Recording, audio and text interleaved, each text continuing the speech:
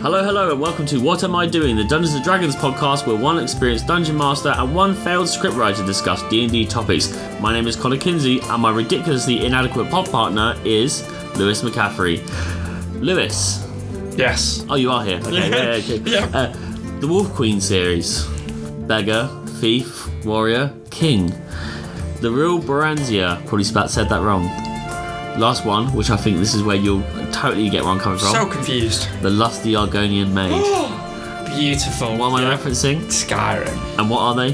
Books. There we go. Oh, for goodness sake. This boring episode this week is books. I really hoped you'd say the Lusty Argonian Maid. Let's get to it.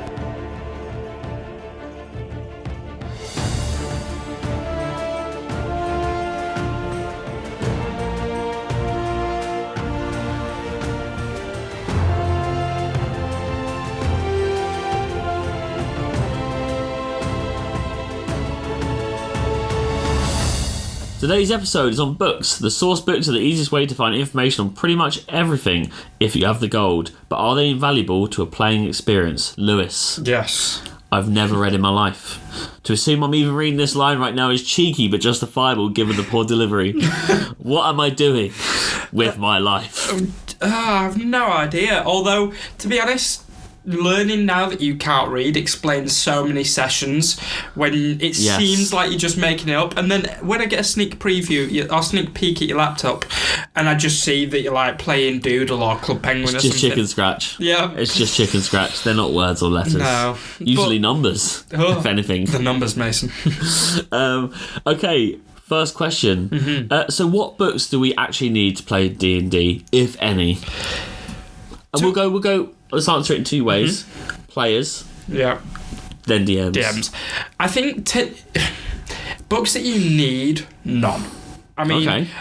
You can, as long as you got access to the internet, you can have a look online, look at YouTube videos and Google how other people play D&D and see, and you can just adapt a way that works for you. You don't necessarily need any books, because I think by saying that you do, I mean, the source books are bloody expensive. Like, there are obviously a lot of people out there who simply can't afford any. So to say that you need them, I think, just means that those people can't play. Yeah. Are they helpful? Definitely. I think there are some that are more than others. For example, for players and the DM, Player's Handbook is by far the best Bible. one. Yeah, it is the Bible. It is. If you can afford one book in your entire life, get the Player's Handbook. Yeah. I was thinking more like, The Lusty Argonian Maid. Yeah, or a regular book. Okay, yeah. But sure. But a Player's Handbook. Player's Handbook. Yeah. It's fun for all ages. That one's a good one. Monster Manual is very good for DMs. Yeah. Got it. Never opened it.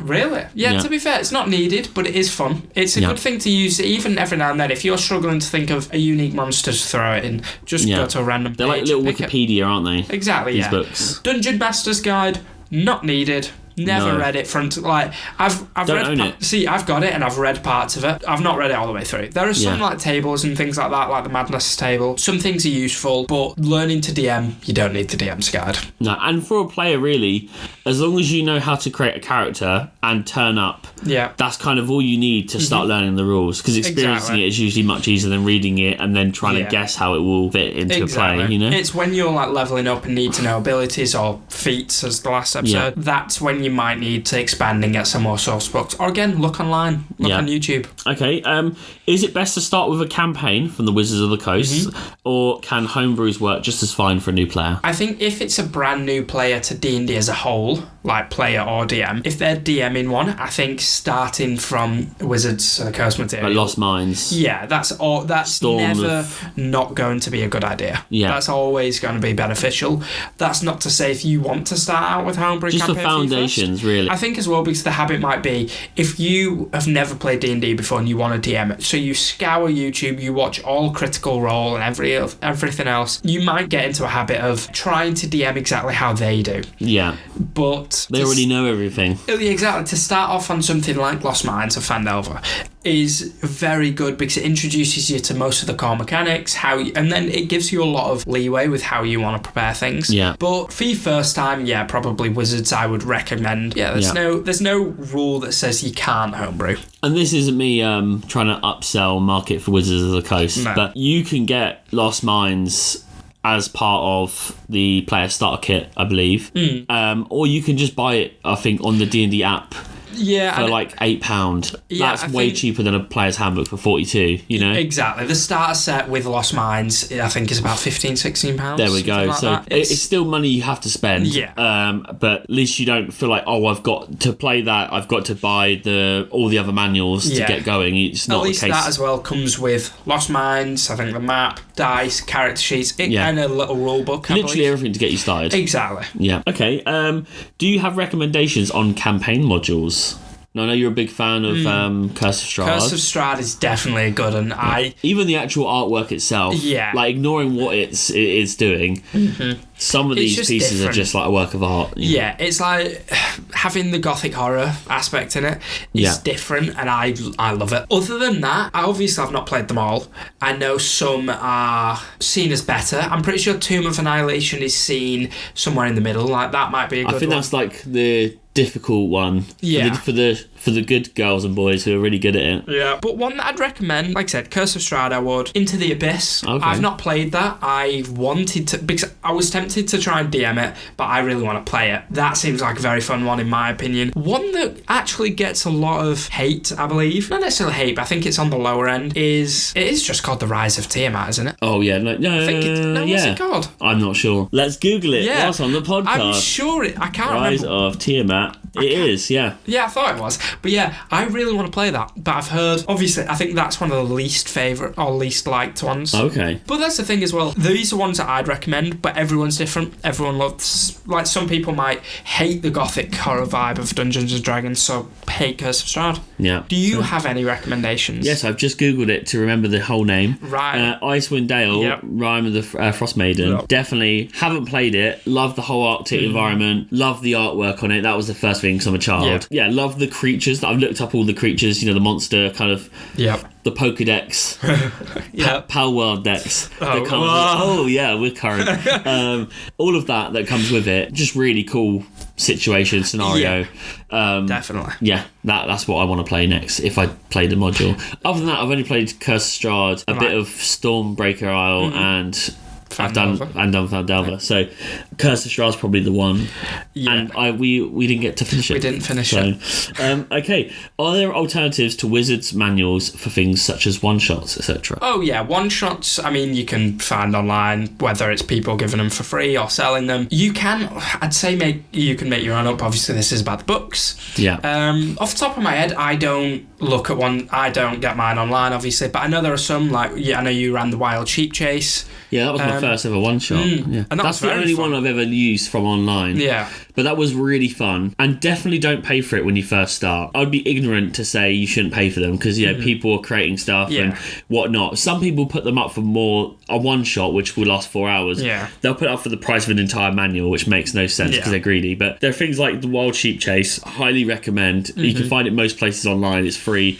I really wish I knew the artist's name who did it, but I really recommend it. It's a very fun one. I don't think you can get campaigns for free online. Not that I've seen. I'm not sure, actually. I'm sure you probably can somewhere. But if you're starting out and you're looking for this information, you probably aren't looking for campaigns to run. Exactly. Yeah. I think that's a good thing. If you're looking at any of the books to get and you're not sure whether you're even going to like DMing for a campaign, go in as a player. Yeah, or go. But if you're trying to, let's say if you're trying to start DMing, but you're not sure that you're going to enjoy it, before delving into a £40-odd manual, like you said, look online, find a one-shot.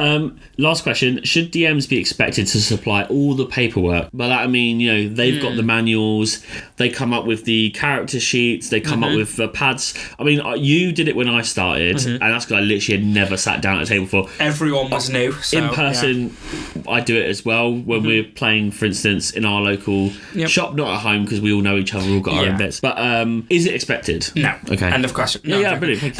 No, I don't. I think to say it's expected is just taking the piss a bit, because DMs put so much effort in like session 0 maybe. Yeah, just to go, this is what you need when you play weekly. Yeah, that's the kind of discussion you can have then. It's also, there's nothing wrong with it. Like I said, we try and, like I know you do and I do, for when we're DMing, try to provide as much as possible, because you want to give your players the best experience. Yeah. But like I said, it's when people say DMs are expected to do all that, that's when I kind of say, not really. They can do, but there's also nothing wrong with players turning up with their own manuals and just saying, like, it's like when we're playing sometimes, I'll have my player's handbook as well. Yeah. Just so... Yeah, we need to talk about that. Oh, I'm so sorry. Yeah. Just so obviously we have it there, and let's say if a player asks a question that neither of us know, and it's one that you might not be able to Google so easily, rather than us waiting there for you to like pause the campaign and sit through and look through a manual, one of the players could, who's not doing that. And well, it's just about helping the DM out a bit, I think, which there's nothing wrong with. Yeah, I don't think it's like the DM is expected to be the know-all and have-all. It's not like they're a teacher being paid like a yearly salary to just like here's everything while she sit there. So if you are new to DMing a campaign or even one shot, don't be expected to bring everything. Just let players know. Yeah, I would say write a list of what you think you need, and then show that to the players and go, this is what I think we will need. And they bring their own, don't have to pay for anyone else, don't have to pay for you. It's all about trying to get the most out of it at a low rate, because you don't want to spend, I mean, I spend stupid amounts of money on Dungeons & Dragons, but also I'm very committed, so I don't need, I mean, we're literally doing a podcast poorly, but we are doing it. But starting out, don't spend all the money, because you don't know if you'll like it or not. You know? Exactly. And like you just said, with showing the list to your players, it's not about buying things for them, it's not about them buying things for you, it's about just everyone like thinking about what you need to contribute to the whole group together. Like, agreed. If one person buys a manual, one person gets the character sheets, one person does it, it's just, it helps everyone feel a bit more at ease as well, I think. Definitely. Oh, well, that was quite a wholesome episode, nice, I think. Today's adventure is sadly come to a close, but we are back again next week with the topic, bees' wings defy the laws of physics, allowing the bees to fly. Would they work on a flesh golem?